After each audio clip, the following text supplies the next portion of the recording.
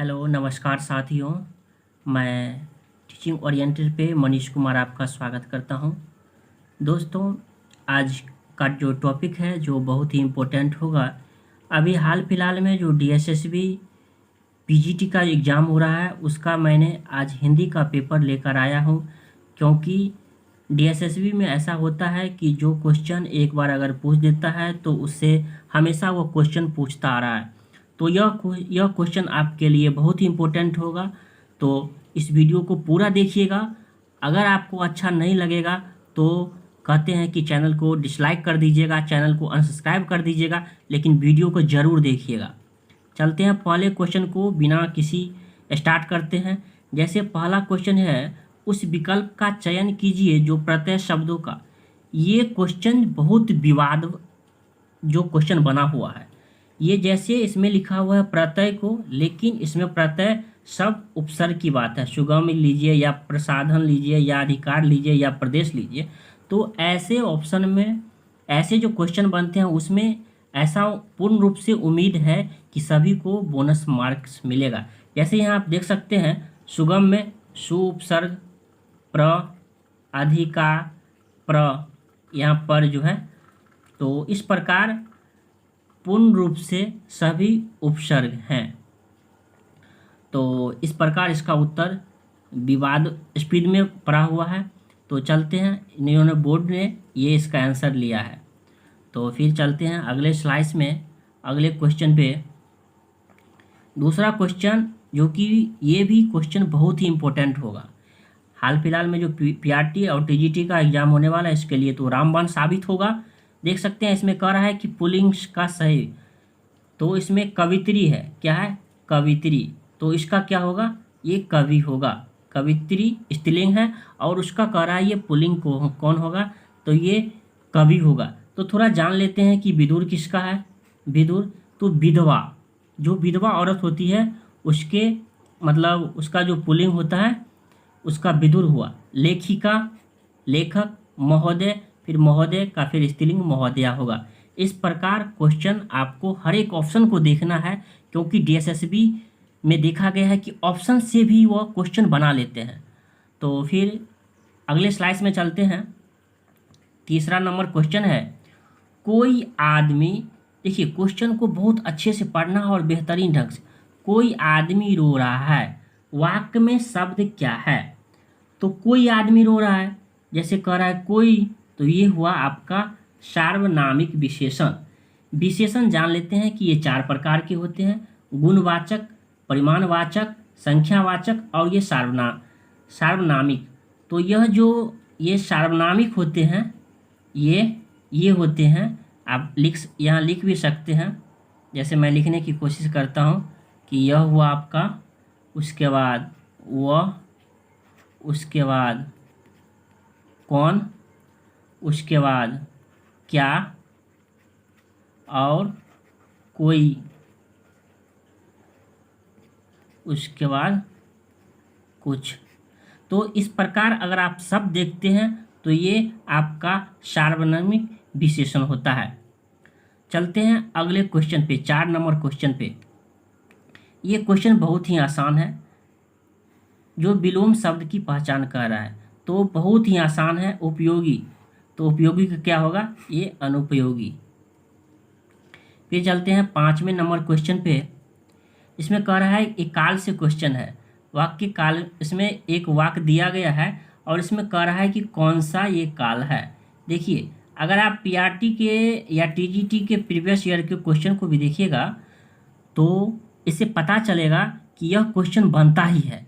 और यह क्वेश्चन जो आप देख रहे हैं, इस साल जो एग्ज़ाम हो रहा है पीजीटी का 2021 में, ये क्वेश्चन है। तो आपके लिए तो सही मायने में क्रीम है या बेहतरीन साबित होगा। तो यह उसको पहचानने का है, ये है हमारा हेतु मध्य भूतकाल। इसमें समझने की बात है, जैसे यहाँ है, यदि वर्षा होती तो फसल अच्छी होती। यदि वर्षा होती तो फसल अच्छी होती। जैसे हम दूसरा वाक्य लेते हैं, अगर पढ़ोगे तो पास होगे। अगर पढ़ोगे तो पास हो जाओगे। और एक यह भी कह सकते हैं कि इस प्रकार आप क्वेश्चन ये बना हुआ है, हेतु मध्य भूतकाल। उसमें होता है, इसका हेतु हेतु मदभूत का काल का परिभाषा होता है क्रिया का वह रूप जिससे यह ज्ञात होने वाला रहता है कि क्रिया का होना किसी अन्य क्रिया पर निर्भर करता है। जैसे एक है कि यदि वर्षा होती तो फसल अच्छी होती, अगर वर्षा नहीं होती तो फसल अच्छी नहीं होती, यानी सबसे पहले वर्षा पर डिपेंड हुआ है तब फसल पर। इस प्रकार आपका ये हेतु हेतु मदभूत काल होगा। तो आप समझ गए होंगे।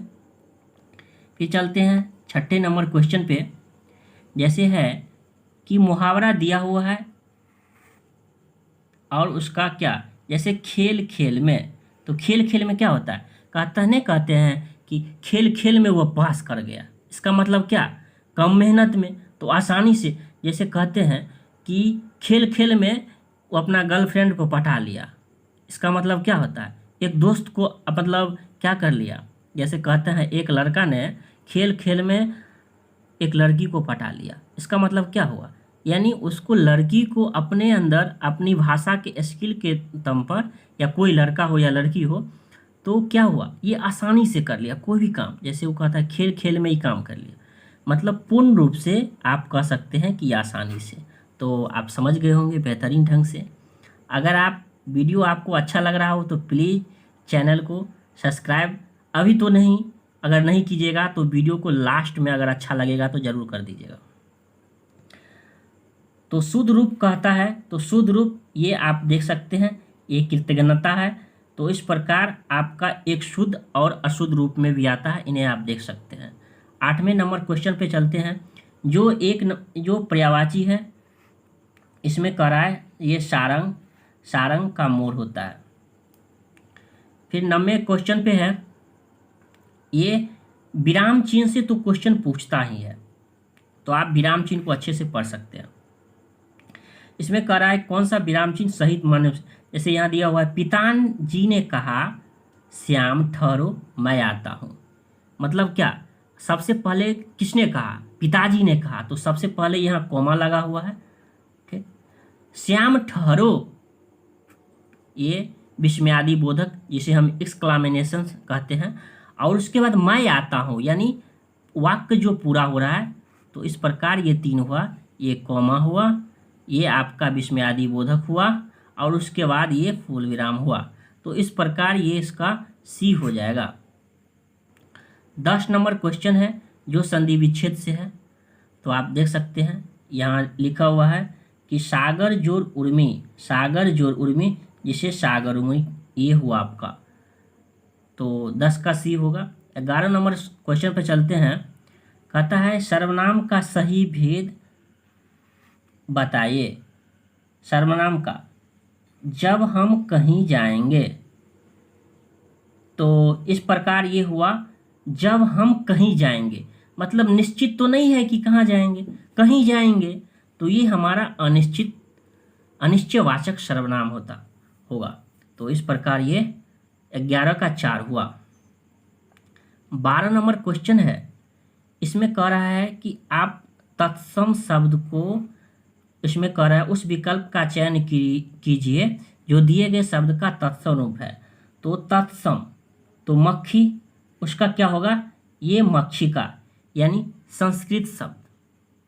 जैसे मुंह, ये आपका तद्भव हुआ, मेघ तद्भव हुआ, मस्तक यानी मक्खी जो है, तो उसका ये होगा मक्षिका। इस प्रकार 12 का 4 हो जाएगा। आप सिर्फ इतना जरूर देख लीजिए कि किस किस टॉपिक से क्वेश्चन आ रहा है। यहाँ देखिए आप कह रहा है 4 विकल्पों में उस विकल्प का चयन कीजिए जो सदैव स्त्रीलिंग शब्द का सही विकल्प हो। तो ये आपका हो जाएगा गंगा। तो इन्हें आप याद रख सकते हैं। 14 नंबर क्वेश्चन है, 4 विकल्प दिया गया, 4 विकल्प में उस विकल्प का चयन कीजिए जो दिए गए शब्दों का तद्भव रूप है। तो अभी हाल फिलहाल में ही बताएं, ये हमारा ये क्या है, ये हमारा हुआ तत्सम, उसका तद्भव रूप क्या होता है, चमड़ा। तो इसका जैसे अश्रु, यह हुआ तत्सम हुआ। तो ये संस्कृत जो शब्द होता है ये तत्सम होता है, उसका एक बिगड़ा हुआ रूप तद्भव कहलाता है। तो चम्र का क्या होगा, ये चमड़ा। इस प्रकार 14 का 1 उत्तर सही हो जाएगा। तो क्वेश्चन पे चलते हैं। इसमें कह रहा है चाहे उस विकल्प का चयन कीजिए जो लोकोक्ति के अर्थ का सही, एक पंथ दो काज, जैसे न कहते हैं एक पंथ दो काज, यानी एक ही समय से दो काम निकालना, एक समय से जो है ये दो काम निकालना, एक पंथ दो काज। एक कहते हैं ना एक साथ दो काम कर रहा है, मतलब क्या, एक पंथ दो काज, यानी पढ़ाई भी कर रहा है और क्या कर रहा है, उसका बेहतरीन एक लड़की से दोस्ती भी कर लिया। तो ऐसा भी होता है ना। तो इस प्रकार 15 क्वेश्चन आपको रहेगा। उसके बाद कंप्रीहेंशन रहेगा, ये कंप्रीहेंशन देख सकते हैं। तो उसको आप अच्छे से बेहतरीन ढंग से पढ़िएगा। जैसे दिया हुआ है, आज कुरुक्षेत्र में कौन सा दृष्टिकोण अपनाया जाता है, वैज्ञानिक, पुरातन, अंधविश्वास, नई सोच।